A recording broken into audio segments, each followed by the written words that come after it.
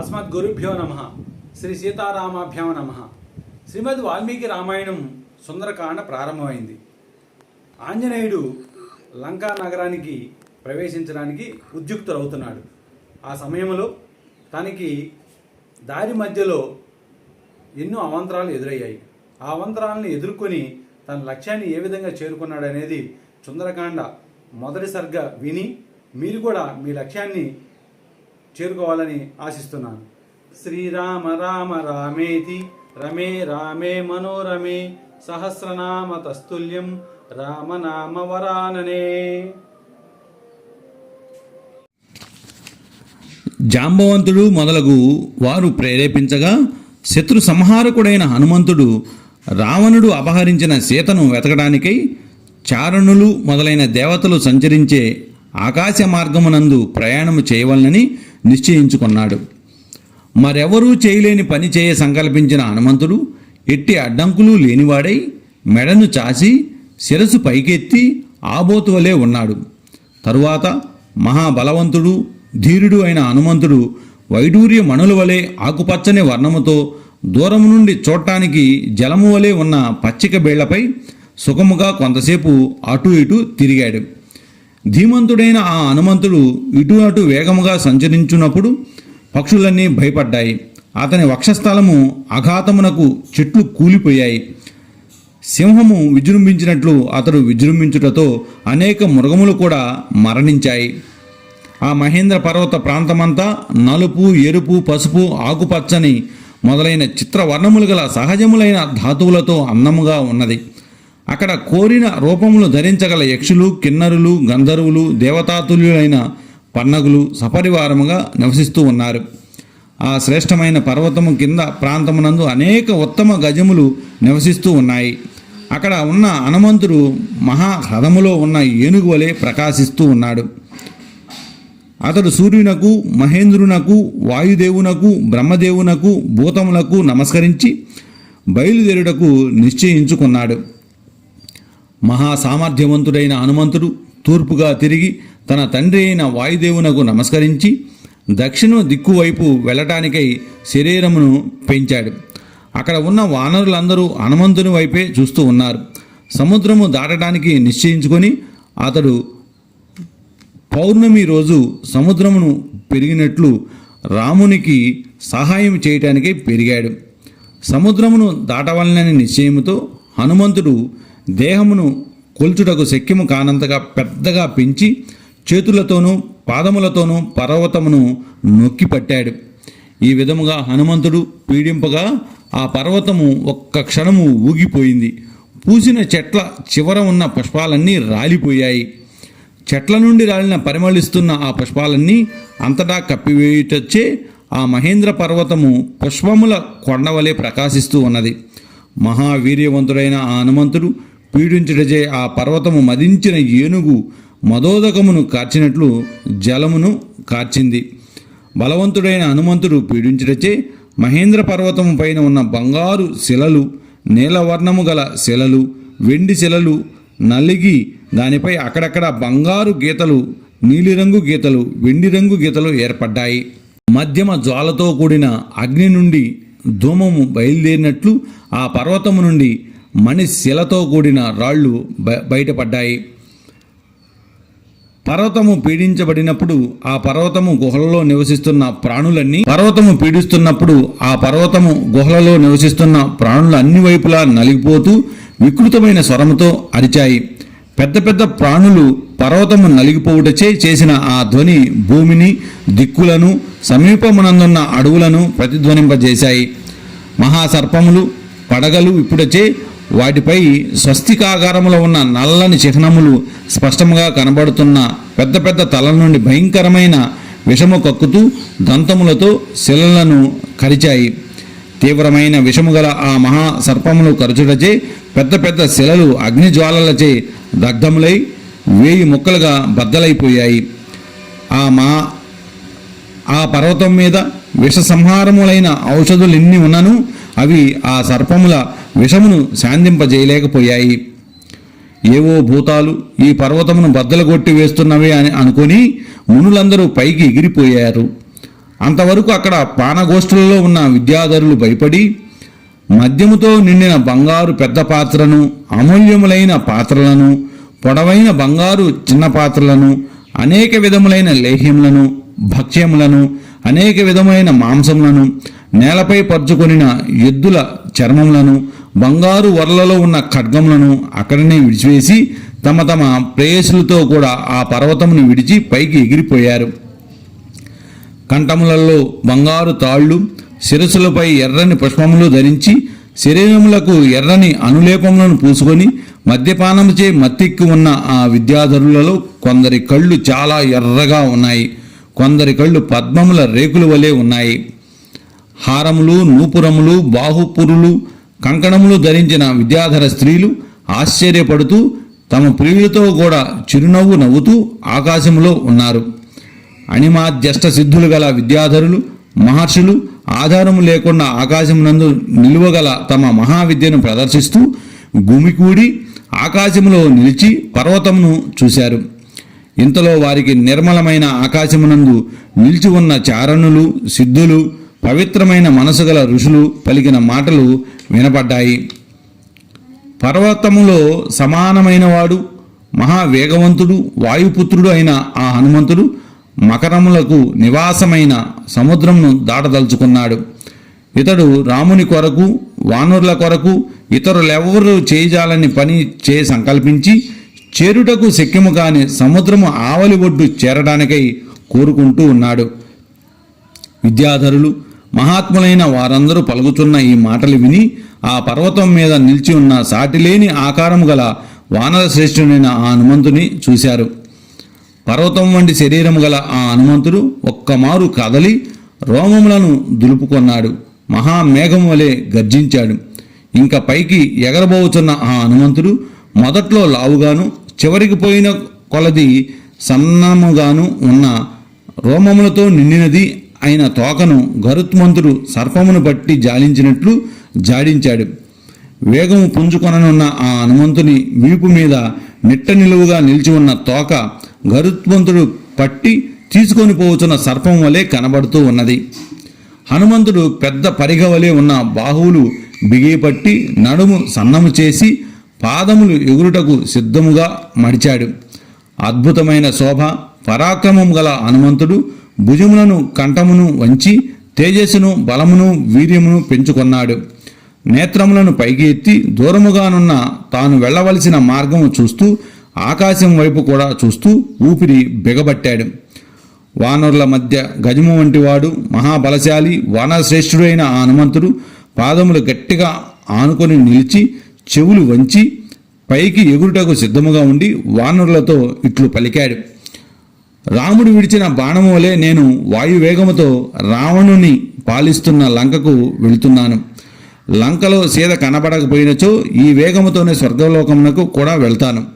స్వర్గలోకములో కూడా నాకు సీత కనబడకపోయినచో ఏ మాత్రము శ్రమ చెందక రావణుని బంధించి తీసుకొని వస్తాను. నేను అన్ని విధముల కార్యము సాధించి సీతతో తిరిగి వస్తాను, లేదా రావణునితో సహా లంకను పెకలించుకొని తీసుకొని వస్తాను. వానరులలో శ్రేష్ఠుడు, మహావేగవంతుడు అయిన హనుమంతుడు ఆ వానరులతో ఇట్లు పలికి ఇతరమైన ఆలోచనలన్నీ విడిచి వేగముతో పైకి ఎగిరాడు. ఆ సమయమునందు ఆ వానర శ్రేష్ఠుడు తాను సాక్షాత్తు గరుత్మంతుని వంటి వాడినని భావించాడు. హనుమంతుడు ఎగరగానే ఆ వేగమునకు అక్కడ ఉన్న వృక్షములన్నీ తమ కొమ్మలు ముడుచు పెట్టుకొని నలువైపుల పైకి ఎగిరిపోయాయి. మదించిన చీకుకొక్కరలను, పక్షులు నివసిస్తున్న పుష్పములతో నిండిన వృక్షములను తన తొడల వేగము చేత పెగిలించి తనతో ఎగురినట్లు చేస్తూ హనుమంతుడు నిర్మలములైన ఆకాశంలోకి ఎగిరాడు. తొడల వేగానికి లేచిపోయిన చెట్లు దూరదేశ ప్రయాణమునకై బయలుదేరి వెళుతున్న తమ బంధువులందరూ వెంబడించి వెళుతున్నట్లు ఆ హనుమంతుని కొంచెంసేపు వెంబడించి వెళ్ళాయి. తొడల వేగము చేత పెకలించి వేయబడిన సాలవృక్షములు, ఇతర మహావృక్షములు, సైన్యములు రాజు వెనక వెళ్ళినట్లు హనుమంతుని వెనక వెళ్ళాయి. పర్వతము వంటి ఆకారం గల హనుమంతుని చుట్టూ బాగా పుష్పించిన అనేక వృక్షములు చేరుటచే అతడు చూసేవారికి చాలా ఆశ్చర్యము కలిగించాడు. మహేంద్రునికి భయపడి పర్వతములు సముద్రములో మునిగినట్లుగా బలమైన వృక్షములు లవణ సముద్రములో మునిగిపోయాయి. మేఘము వలె ఉన్న ఆ హనుమంతుని మీద అనేక విధములైన పుష్పములు, అంకురములు, మొగ్గలు పడుటచే అతడు అంతటా మినుగురు పురుగులు కప్పివేసిన పర్వతం వలె ప్రకాశించాడు. క్రమముగా హనుమంతుడు దూరమగుటచే అతని వేగముతో సంబంధము తగ్గిన చెట్లు, అతనిపై పుష్పములు విడిచి ప్రవాసమునకు పోవుచున్న మిత్రుని సాగనంపుటకై కొంత దూరం వెళ్ళిన స్నేహితులు వెనకకు మరలినట్లు నీటిలో పడిపోయాయి. హనుమంతుని వేగముచే కలిగిన వాయువు ఎగరగొట్టగా తేలికగాను విచిత్ర వర్ణముతోనూ ఉన్న అనేక విధములైన పుష్పముల సముదాయము చెట్ల నుండి రాలి సముద్రములో పడ్డాయి.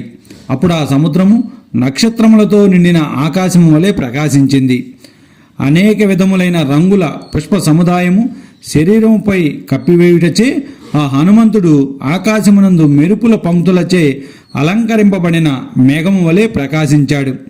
హనుమంతుని వేగముచే ఎగిరిపడిన పుష్పములతో ఆ సముద్ర జలము ఉదయించిన అందమైన నక్షత్రములతో ఆకాశము వలె ప్రకాశించినది. ఆకాశం వైపు చాపిన హనుమంతుని బాహువులు పర్వత అగ్రభాగము నుండి బయటకు వచ్చుచున్న 5 తలల సర్పం వలె కనబడ్డాయి. ఆ హనుమంతుడు తరంగ పంక్తులతో కూడిన మహాసముద్రమును త్రాగివేయుచున్నాడా అన్నట్లు, ఆకాశమును కూడా త్రాగివేయదలిచుచున్నాడా అన్నట్లు కనబడింది. ఆకాశ మార్గమునందు వెళ్ళుచున్న ఆ హనుమంతుని నేత్రములు మెరుపుల వలె మెరుస్తూ పర్వతం మీద 2 నిప్పు నెగళ్ల వలె ఉన్నాయి. పచ్చగాను గుండ్రముగాను ఉన్న ఆ హనుమంతుని పెద్ద పెద్ద కళ్ళు ఉదయించిన చంద్ర సూర్యుల వలె ఉన్నాయి. ఎర్రగా ఉన్న ముక్కుతో హనుమంతుని ఎర్రనైన ఆ ముఖము సంధ్యారాగము సంక్రమించిన సూర్య బింబం వలె ప్రకాశించింది. ఆకాశంలో తేలిపోతున్న హనుమంతుని లాంగూలము పైకి ఎత్తబడినదై నిలబెట్టబడిన ఇంద్రధ్వజము వలె ప్రకాశించింది. పెద్ద దేహము, తెల్లని కోరలు గల మహాబుద్ధిశాలి అయిన ఆ హనుమంతుడు తోక చక్రాకారముగా ఏర్పడగా గూడు కట్టిన సూర్యుడి వలె ప్రకాశిస్తూ ఉన్నది. ఎర్రగా ఉన్న పిరుదులతో ఆ హనుమంతుడు విశాలమైన గైరిక దాదు ఉన్న ప్రదేశమును బద్దలు కొట్టగా ఆ ఎరుపుతో కూడిన పర్వతము వలె ప్రకాశించాడు. సముద్రమును దాడుచున్న హనుమంతుని చంకల సందుల నుండి ప్రసరిస్తున్న గాలి ధ్వని మేఘగర్జితము వలె ఉన్నది. ఉత్తర దిక్ప్రాంతము నుండి మహావేగముతో బయలుదేరి దక్షిణం వైపు పోవుచున్న ఉల్క వేగాతిశయముచే అతి దీర్ఘముగా నిరంతరముగా ఉన్నట్లు ఆకాశం మీద ఎట్లు కనబడునో హనుమంతుడు ఆకాశంపై అట్లే కనబడుతూ ఉన్నాడు.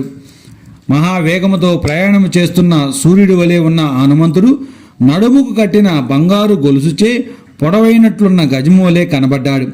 హనుమంతుని శరీరము సముద్రం పైన ఆకాశములో ఉన్నది. శరీర ఛాయ సముద్రంపై పడింది. ఆ విధముగా ఉన్న హనుమంతుడు గాలికి నడుస్తున్న ఓడవలే కనబడ్డాడు. హనుమంతుడు సముద్రం మీద ఏ ప్రదేశం వైపు వెళ్ళునో ఆయా ప్రదేశము ఉన్మాదము చెందినది వలె కలత చెందుతూ ఉన్నది. మహావేగము గల ఆ హనుమంతుడు కొండంత ఎత్తుగా లేస్తున్న సముద్ర తరంగములను వక్షస్థలముతో ఢీకొంటూ ఎగిరాడు. మంచి బలముతో బయలుదేరిన హనుమంతుని గాలి, మేఘముల గాలి భయంకరమైన ధ్వని కలుగుతూ ఉన్నట్లు సముద్రము కంపింపజేసినది. హనుమంతుడు లవణ సముద్రములోని పెద్ద పెద్ద తరంగములను తనతో లాక్కొని పోవుచున్నాడు అన్నట్లు వాటిని భూమి ఆకాశముల మధ్య అంతటా చిమ్ముచున్నట్లు ఉన్నది.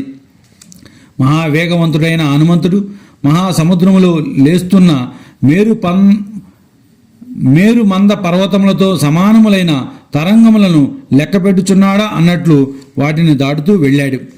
అప్పుడు హనుమంతుని వేగము చేత పైకి ఎగిరి మేఘములతో కూడిన జలము ఆకాశంపై వ్యాపించిన శరత్కాలపు మేఘం వలె ప్రకాశిస్తూ ఉన్నది. సముద్ర జలము పైకి ఎగిరిపోవుటచే సముద్రంలో ఉన్న తెములు, మొసళ్ళు, చేపలు, తాబేళ్లు వస్త్రమును లాగివేసినచో మానవుల అవయవములన్నీ స్పష్టంగా కనబడినట్లు కనబడ్డాయి. సముద్రంలో నివసించు సర్పములు ఆకాశం మీద ఎగురుచున్న ఆ హనుమంతుని చూసి గరుత్మంతుడేమో అని అనుకున్నాయి. జలం మీద ఆ హనుమంతుని 10 యోజనముల వెడల్పు 30 యోజనముల పొడవు అయిన నీడ చక్కగా ఉన్నది. సముద్రం మీద విస్తరించి హనుమంతుని అనుసరించి ప్రయాణం చేయుచున్న అతని నీడ దట్టమైన తెల్లని మేఘాల పంక్తి వలె ప్రకాశిస్తూ ఉన్నది. గొప్ప తేజస్సు, పెద్ద శరీరము గల హనుమంతుడు ఆధారమేదియూ లేని వాయు మార్గమునందు రెక్కలు గల పర్వతం వలె ప్రకాశిస్తూ ఉన్నాడు. మహాబలశాలి అయిన హనుమంతుడు ఏ మార్గమున ఎగురుచుండునో ఆ మార్గమునందు సముద్రము తొట్టి వలె ఏర్పడుతూ ఉన్నది. హనుమంతుడు వాయువు వలె మేఘపంక్తులను తనతో లాక్కొని పోతూ పక్షి మార్గమునందు వెళుతూ గరుత్మంతుడి వలె ప్రకాశించాడు. తెల్ల రంగు, ఎర్ర రంగు, నల్ల రంగు, పచ్చ రంగు గల పెద్ద పెద్ద మేఘములను హనుమంతుడు తన వెంట లాక్కొని పోతూ ఉండగా చూడటానికి ముచ్చటగా ఉన్నది. మాటి మాటికి మేఘాల వెనుకకు వెళుతూ బయటకు వస్తూ ప్రయాణం చేస్తున్న హనుమంతుడు మేఘాల వెనుక దాగుతూ పైకి కనబడుతూ ఉన్న చంద్రుడి వలె ప్రకాశించాడు. అప్పుడు శీఘ్రముగా ఎగిరి వెళుచున్న హనుమంతుని చూసి దేవతలు, గంధర్వులు, దానవులు అతనిపై పుష్పవర్షము కురిపించారు. ఆకాశ మార్గమునందు ప్రయాణం చేస్తున్న ఆ హనుమంతునికి సూర్యుడి వేడి కలగకుండానట్లుగా చూశారు. వాయువు కూడా సుఖకరముగా వీచాడు. రాముని కార్యము సిద్ధింపవలనని ఉద్దేశంతో వారు అట్లు చేశారు.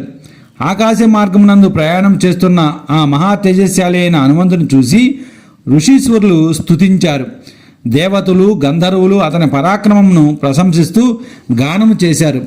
ఏ మాత్రము శ్రమ లేకుండా ఆకాశమునందు ప్రయాణం చేస్తున్న హనుమంతును చూసిన వెంటనే ఆశ్చర్యముతో నాగులు, యక్షులు, రాక్షసులు, దేవతలు, పక్షులు అందరూ కొనియాడారు. వానర శ్రేష్ఠుడైన హనుమంతుడు ఆ విధముగా ఆకాశ మార్గమున ప్రయాణం చేస్తూ ఉండగా చూసిన సముద్రుడు ఇక్ష్వాకు వంశమునకు సత్కారం చేయవలనని ఉద్దేశంతో ఇట్లు తలంచాడు. వానర శ్రేష్ఠుడైన ఈ హనుమంతునికిప్పుడు సహాయం చేయనిచో నన్ను తప్పు పట్టదలిచిన వారికి అన్ని విధాల అవకాశము కల్పించిన వాడను అవుతాను. ఇక్ష్వాకు వంశమునకు చెందిన సకల చక్రవర్తి నన్ను వృద్ధి పొందించినాడు కదా. ఆ ఇక్ష్వాకు వంశమునకే చెందిన రామునకు సహాయం చేస్తున్న ఈ హనుమంతుడు అలసటచే క్షీణించుట యుక్తము కాదు. ఈ హనుమంతుడు నా మీద కొంతసేపు విశ్రమించినట్లు నేను చేయవలెను. కొంచెం విశ్రమించిన తర్వాత మిగిలిన దూరమును సుఖముగా దాటగలడు. సముద్రుడి విధంగా మంచి ఆలోచన చేసి తన జలములో మునిగి ఉన్న మధ్య ప్రదేశమునందు అంతటా బంగారముతో నిండిన మైనాకమను పర్వత శ్రేష్టముతో ఇట్లు పలికాడు. ఓ పర్వత శ్రేష్టమా, పాతాళములో నివసించు అసురులు పైకి రాకుండా అడ్డుకొనుటకై నిన్ను దేవేంద్రుడు ఇక్కడ ఒక పెద్ద అడ్డగడియగా ఉంచాడు. ఈ అసురులు పరాక్రమం పెంపొందించుకొని మరలా పైకి రావాలని ప్రయత్నించినప్పుడు నీవు అతి విశాలమైన పాతాళ లోకము ద్వారమును మూసివేసి నిలబడ్డావు. ఓ పర్వత శ్రేష్టమా, అడ్డముగాను పైకి కిందికి పెరిగే శక్తి నీకున్నది. అందుచేతనే నిన్ను ప్రేరేపిస్తున్నాను, లెమ్ము. వానర శ్రేష్ఠుడు, భయంకరమైన పని చేయగలవాడు, పరాక్రమశాలి అయిన ఈ హనుమంతుడు రాముని పని మీద ఆకాశములో ఎగురుతూ నీ మీదగా వచ్చుచున్నాడు. ఇప్పుడు ఇక్ష్వాకు వంశమునకు చెందిన రాముని పని మీద వెళుతున్న ఇతనికి నేను సహాయం చేయవలెను. ఎందుచేతననగా నాకు ఇక్ష్వాకు వంశీయులు పూజ్యులు, నీకు అంతకంటేనూ పూజ్యులు. మాకు సహాయం చేయుము, మా పని దాటిపోకుండానట్లు చూడుము. చేయవలసిన పని చేయకున్నచో సత్పురుషులకు కోపము కలిగించును. మన పూజ్యుడైన అతిథి, ఎగరగలిగిన వారిలో శ్రేష్ఠుడు అయిన ఈ హనుమంతుడు నీ మీద నిల్చుటకు వీలొగినట్లు ఉతకము నుండి పైకి లెమ్ము. సువర్ణమయమైన విశాల మధ్య ప్రదేశము గలవాడా, దేవ గంధర్వాదుల చేత సేవింపబడినవాడా, హనుమంతుడు నీపై కొంతసేపు విశ్రమించి తర్వాత మిగిలిన దూరము ప్రయాణం చేయగలడు.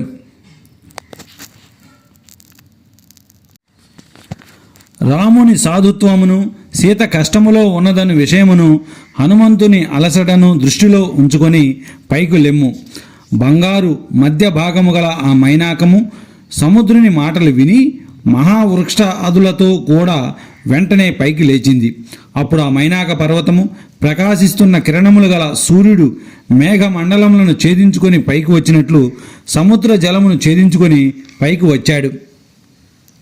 గొప్ప బుద్ధిగల ఆ మైనాక పర్వతము సముద్రుని కోరికను అనుసరించి వెంటనే తన శిఖరములను జలము పైకి వచ్చున్నట్లు చేశాడు. ఆ పర్వతములన్నీ పక్కల సముద్ర జలముతో నిండి ఉన్నాయి. ఆకాశమును ఒరయుచున్నట్లు ఉన్న ఆ బంగారు శిఖరములు ఉదయిస్తున్న సూర్యుడు వలె ప్రకాశిస్తూ ఉన్నాడు. వాటిపై కిన్నెరులు, మహోంగులు మొదలైన వారు నివసిస్తూ ఉన్నారు. పైకి లేచిన ఆ పర్వత శిఖరములు కరిగించిన బంగారం వలె మెరుస్తూ ఉండుటచే ఇనుము వలె నీలవర్ణముగా ఉన్న ఆకాశము బంగారు కాంతితో ప్రకాశించింది. సహజమైన కాంతితో ప్రకాశిస్తున్న బంగారు శిఖరములతో ఆ పర్వతము వందల కొలది సూర్యులతో సమానముగా ఉన్నది. హఠాత్తుగా లవణ సముద్రం నుండి లేచి తన ఎదుట నిలిచిన ఆ పర్వతము తనకు విఘ్నము కలిగించుటకు వచ్చినదని హనుమంతుడు నిశ్చయించుకున్నాడు. మహావేగము గల ఆ హనుమంతుడు చాలా ఉన్నతమైన ఆ పర్వతమును వాయువు మేఘమును పడగొట్టినట్లు వక్షస్థలముతో ఢీకొని కిందకు పడగొట్టాడు. హనుమంతుడు ఆ విధముగా కిందికి పడదోయగా ఆ పర్వతము హనుమంతునుకున్న వేగమును గుర్తించి చాలా సంతోషించింది. ఆ మైనాక పర్వతము ప్రేమతో చాలా సంతోషించిన మనసు గలదై మనుష్య రూపముతో తన శిఖరం మీద నిలిచి ఆకాశమునందున్న వీరుడైన ఆ హనుమంతుని దగ్గరకు వెళ్ళి ఇట్లు పలికింది: వానరోత్తమా, నీవు ఎవరూ చేయజాలని పని చేశావు. నా శిఖరములపై సుఖముగా విశ్రమించుము. రాముని వంశంలో పుట్టినవారు సముద్రమును వృద్ధి పొందించినారు. అందుచే ఈ సముద్రము రామునికి హితము చేయుటానికై ప్రయాణము చేయుచున్న నీకు ప్రతిపూజ చేయవలనని కోరుచున్నది. ఎవరైనా ఉపకారం చేసినప్పుడు వారికి ప్రత్యుపకారం చేయవలెను. ఇది అతి ప్రాచీనమైన ధర్మము.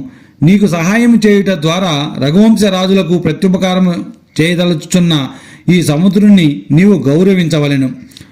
100 యోజనముల దూరము దాటడానికే ఎగురుచున్న ఈ హనుమంతుడు కొంతసేపు ఈ చర్యలపై విశ్రమించి మిగిలిన దూరము తర్వాత ప్రయాణము చేయుగాక అని ఈ సముద్రుడు నీపై ఉన్న గౌరవ భావముచే నన్ను ప్రేరేపించాడు. అందుకే ఓ వానరోత్తమా, ఆగి నాపై విశ్రమించి వెళ్ళవలెను. ఓ వానర శ్రేష్ఠుడా, ఇదిగో ఇక్కడ మధురము మంచి వాసన గలది అయిన కందమూల ఫలాధికములు అధికముగా ఉన్నాయి. దీనిని తిని విశ్రమించి తర్వాత వెళ్ళుము. ఓ వానర శ్రేష్ఠుడా, మాకు కూడా గొప్ప గుణములచే ఏర్పడిన సంబంధం ఒకటి నీతో ఉన్నది. అది 3 లోకములలోనూ ప్రసిద్ధమైనది. వానర శ్రేష్ఠుడైన ఓ హనుమంతుడా, మహావేగముగా ఆకాశ సంచారము చేయగల వానరులలో నీవు సర్వాధికుడవని నా అభిప్రాయము. ధర్మము తెలియగోరువారు తెలిసిన వారు కూడా ఇంటికి వచ్చిన అతిథిని అతడు సామాన్య వ్యక్తియే అయినను పూజించవలెను. ఇంకా నీ వంటి మహాపురుషుడు అతిథిగా వచ్చినప్పుడు వేరే చెప్పవలెనా? ఓ వానర శ్రేష్ఠుడా, నీవు దేవతలలో శ్రేష్ఠుడైన మహాత్ముడైన వాయుదేవుని కుమారుడవు. వేగముతో అతనితో సమానుడవు. ఓ ధర్మజ్ఞుడా, నిన్ను పూజించినచో వాయుదేవుని పూజించినట్లే అగును. అందుచేత నేను నిన్ను పూజించవలసి ఉన్నది. ఇందుకు కారణము చెబుతాను, వినుము. నాయనా, పూర్వము కృతయుగములో పర్వతాలకు రెక్కలు ఉండేవి. అవి గరుత్మంతుని వేగముతోనూ వాయుదేవుని వేగముతోనూ సమానమైన వేగముతో దిక్కులకు వెళుతూ ఉండేవి. అవి ఆ విధముగా ఎగురుచుండుట చూసి దేవసంగములు, ఋషులు, ఇతర ప్రాణులు అవి ఎక్కడ మీద పడును అని శంఖచేత బాధపడుతూ ఉన్నాయి. అప్పుడు 100 యజ్ఞములు ఆచరించిన దేవేంద్రుడు కోపించి వేల కొలది అక్కడక్కడ ఉన్న పర్వతముల రెక్కలను వజ్రాయముతో ఖండించాడు. దేవేంద్రుడు కోపించి వజ్రముని ఎత్తి నా పక్షములను ఛేదించడానికే వచ్చాను. అప్పుడు వెంటనే వాయువు నన్ను దూరముగా తీసుకొని పోయాడు. ఓ వానర శ్రేష్ఠుడా, ఈ విధముగా నీ తండ్రి నన్ను ఈ లవణ సముద్రంలో పడవేసి నా రెక్కలు చిన్నములు కాకుండా నా శరీరము పరిపూర్ణముగా ఉండినట్లు చేసి నన్ను రక్షించాడు. ఓ వానరోత్తమా, నాకు సహాయం చేసి ఉండుట చేత వాయుదేవుడు నాకు మహనీయుడు. అందుచేత నిన్ను గౌరవించుచున్నాను.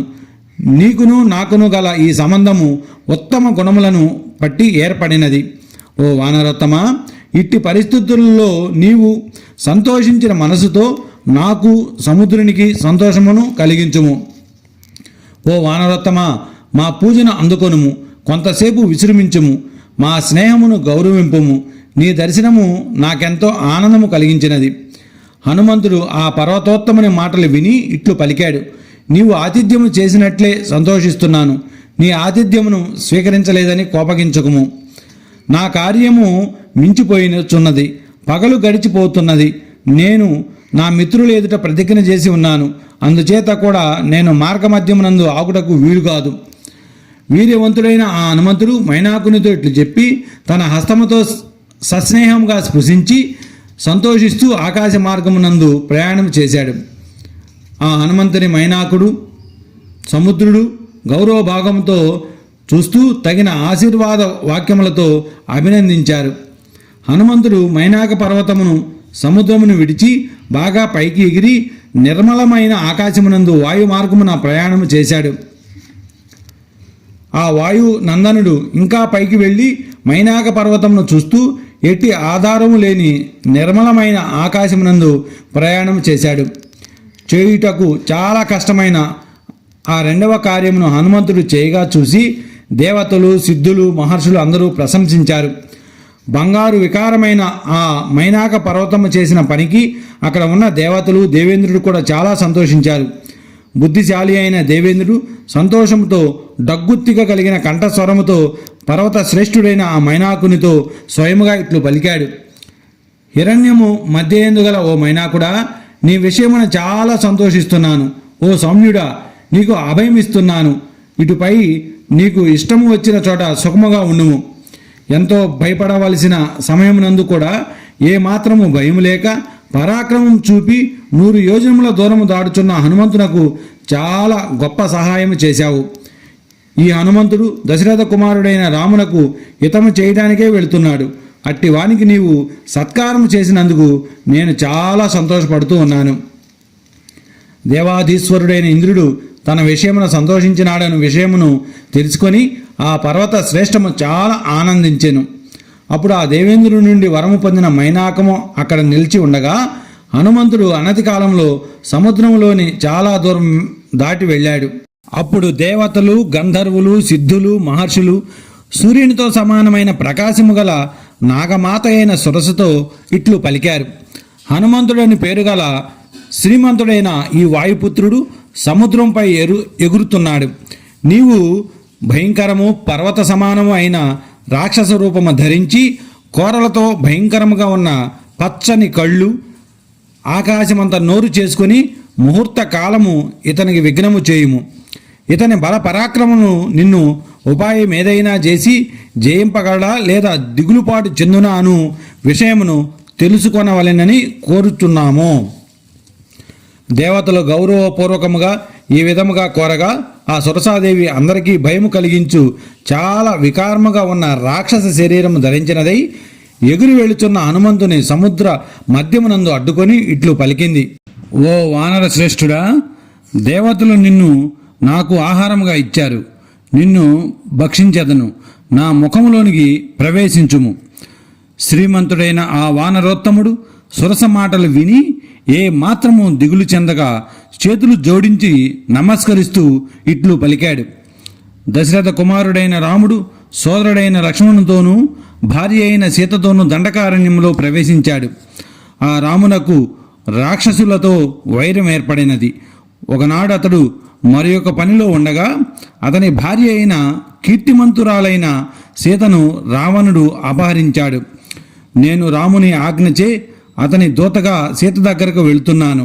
నీవు రాముని రాజ్యమునందే నివసిస్తున్నావు గాన నీవు కూడా రామునకు సహాయము చేయవలెను. అట్లు నీకు అంగీకారము గాని పక్షమున నేను సీతను చూసి ఆ విషయము రామునకు తెలిపి నీ ముఖంలోనికి వస్తాను. సత్యముగా ప్రతిజ్ఞ చేస్తున్నాను. ఇచ్ఛానుసారము రూపము ధరించే శక్తిగల ఆ సురస హనుమంతుని మాటలు విని నన్నెవరునూ అతిక్రమించి పోజాలరు. ఇది నాకున్న వరము అని పలికింది. నాగమాత అయిన సురస హనుమంతునికి ఎంత బలమున్నదో తెలుసుకొనవలనని ఉద్దేశంతో వెళ్ళిపోతున్న అతను చూసి ఇట్లు పలికింది. ఓ వానరశ్రేష్ఠుడా, నా ముఖములో ప్రవేశించిన వెంటనే నీవు వెళ్ళవలసి ఉన్నది. ఇది నాకు పూర్వము బ్రహ్మదేవుడిచ్చిన వరము. ఇట్లు పలుకుతూ ఆమె తొందరగా విశాలమైన ముఖమును తెరచి హనుమంతుని ఎదుట నిలబడింది. సురస మాటలు విన్న హనుమంతుడు కోపముతో ఇట్లన్నాడు. నీవు ఎంత పెద్దగా నీ నోరు చాపెదవో చాపుము, నన్నెట్లు సహించదవో చూస్తాను. అప్పుడు హనుమంతుడు సురసతో ఇట్లు పలికి కోపించిన వాడై 10 యోజనముల పొడవు 10 యోజనముల వైశాల్యము ఉన్నట్లు తన శరీరాన్ని పెంచాడు. 10 యోజనములు పొడవుగా మేఘమోలే ఉన్న హనుమంతుని చూసి సురస కూడా తన ముఖమును 20 యోజనాల పొడవగునట్లు పెంచింది. తరువాత హనుమంతుడు కోపించిన వాడై 30 యోజనముల పొడవయ్యాడు. సురస తన ముఖమును 40 యోజనముల ఎత్తు పెంచింది. వీరుడైన హనుమంతుడు 50 యోజనముల ఎత్తు పెరిగాడు. సురస తన ముఖము 60 యోజనముల పొడవు పెంచింది. వీరుడైన హనుమంతుడు కూడా 70 యోజనముల పొడవు అయ్యాడు.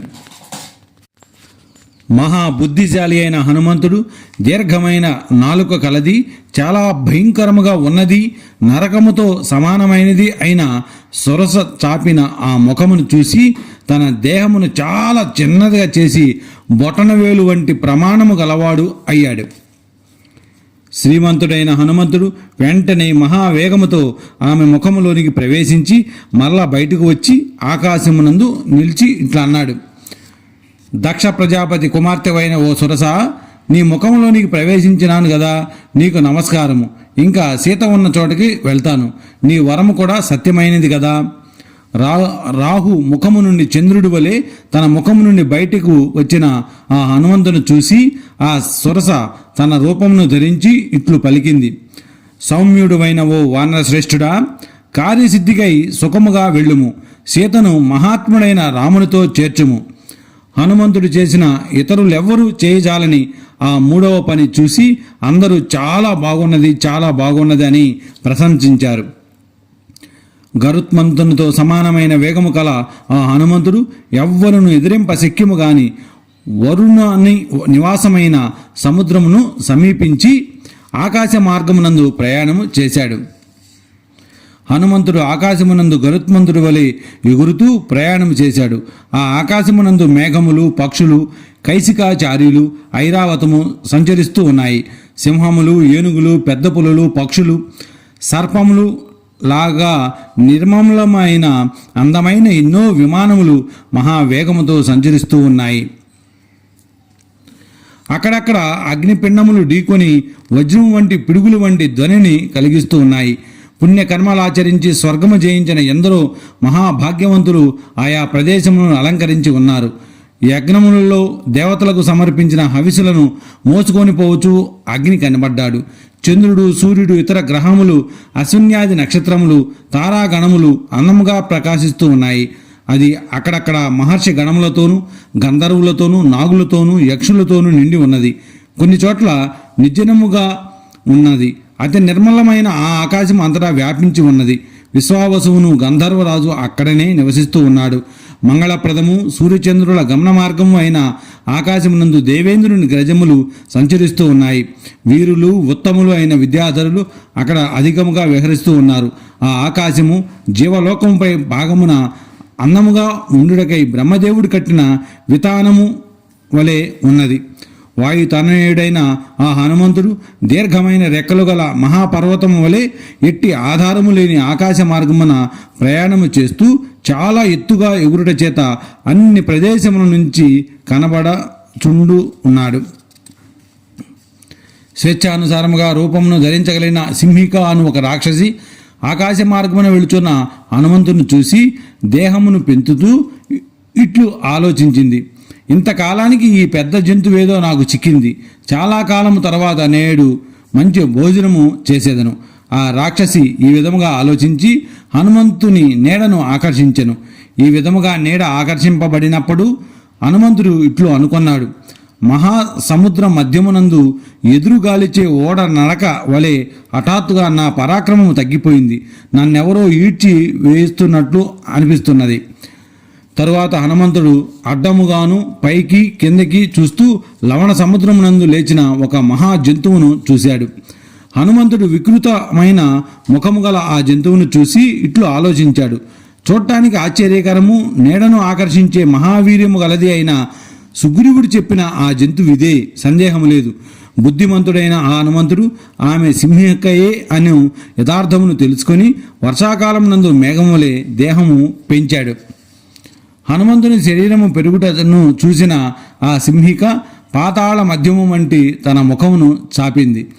ఆమె మేఘపంక్తి వలె గర్జిస్తూ హనుమంతుని వైపు పరిగెత్తింది.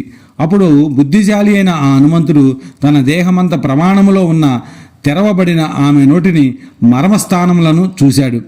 వజ్రం వంటి దేహము గల మహాబలశాలి అయిన హనుమంతుడు తన శరీరము చాలా చిన్నదిగా చేసి తెరచిన ఆమె నోటిలో పడ్డాడు. పూర్ణిమయందు రాహువు చేత మింగబడి వేయుచున్న పూర్ణచంద్రుడి వలె హనుమంతుడు ఆమె ముఖములో మునిగిపోవుచుండగా సిద్ధులు చారణులు చూశారు. తరువాత హనుమంతుడు వాడి అయిన గోళ్లతో ఆమె శరీరంలో ఉన్న గుండె మొదలైన మర్మస్థానములను పెకలించి వేసి మనోవేగముతో సమానమైన వేగంతో పైకి వచ్చాడు. మహాబుద్ధిశాలి అయిన హనుమంతుడు తగు ఉపాయమును ఆలోచించి ధైర్యముతోనూ నేర్పుతోనూ ఆ సింహకను సంహరించి మరలా వేగముతో పెరిగాడు. హనుమంతుడు హృదయమును త్రుంచివేయగా ఆ సింహిక మరణించి కింది పడిపోయింది. హనుమంతుడు శీఘ్రముగా చంపివేసిన ఆ సింహికను చూసి ఆకాశమునందు సంచరించు సిద్ధ గంధర్వాదులు హనుమంతునితో ఇట్లు పలికారు: ఓ వానరోత్తమా, ఈ గొప్ప జంతువును చంపి నీవు ఇప్పుడు భయంకరమైన కార్యం చేశావు. నీకిష్టమైన పనిని మంగళప్రదమగునట్లు సాధించావు. ఓ వానరోత్తమా, నీకు ఉన్నట్లు ఎవనికి ధైర్యము, సూక్ష్మదృష్టి, బుద్ధి, నేర్పు అను 4 లక్షణములుండునో అతడు ఏ కార్యము చేయవలసి వచ్చినను వైఫల్యము పొందడు. పూజ్యుడైన హనుమంతుడు వారిచే ఇట్లు స్తుతింపబడుతూ తాను చేయవలసిన కార్యమును గుర్చి నిశ్చయించుకొని గరుత్మంతుడి వలె ఆకాశమానందు ప్రయాణం సాగించాడు. హనుమంతుడు ఇంచుమించు ఆవలి ఒడ్డు సమీపించి నలుమూలల పరికించు 100 యోజనముల తర్వాత ఒక వృక్ష పంక్తిని చూశాడు. హనుమంతుడు కిందికి దిగగానే అనేక వృక్షముల చేత అలంకరింపబడిన ద్వీపమును, మలయ పర్వత ప్రాంతములందలి వనములను చూశాడు. బుద్ధిశాలి, మంచి ఆలోచన చేయగల సమర్థుడు అయిన ఆ హనుమంతుడు సముద్రమును, సముద్ర తీరమునందలి జలప్రాయ ప్రదేశములను, ఆ ప్రదేశములో పెరిగిన వృక్షములను, నదీ ముఖములను చూస్తూ ఆకాశమును అడ్డగించుచున్నట్లున్న మేఘము వలె ఉన్న తన శరీరమును చూసుకొని ఇట్లు తలిచాడు: నా పెద్ద శరీరమును, వేగమును చూడగానే రాక్షసులు నా విషయమున ఇతడెవరా అని కుతూహలము చూపుదురు అని హనుమంతుడు తలచాడు. ఆ కారణము చేత హనుమంతుడు పర్వతముతో సమానమైన ఆ శరీరమును చిన్నదిగా చేసి అజ్ఞానము తొలగిపోయిన ఆత్మజ్ఞాని తన పరమార్థ స్వరూపమును పొందినట్లు సహజ రూపమును పొందాడు. బలిచక్రవర్తి ఐశ్వర్యమును హరించడానికై త్రివిక్రముడైన విష్ణువు 3 అడుగులు వేసిన పిమ్మట తన స్వాభావికమైన వామన రూపమును పొందినట్లు హనుమంతుడు తన పెద్ద రూపమును ఉపసంహరించుకొని స్వాభావిక రూపము ధరించాడు. అందమైన అనేక రూపములు ధరింప సమర్థుడు, శత్రువులకు జయింప శక్యము కానివాడు అయిన హనుమంతుడు సముద్రము ఆవలి ఒడ్డు చేరి తన మహా ప్రమాణమైన శరీరమును చూసుకొని ఇంకా తానేమి చేయవలనో నిర్ణయించుకొని చిన్న రూపం ధరించి ఉన్నాడు.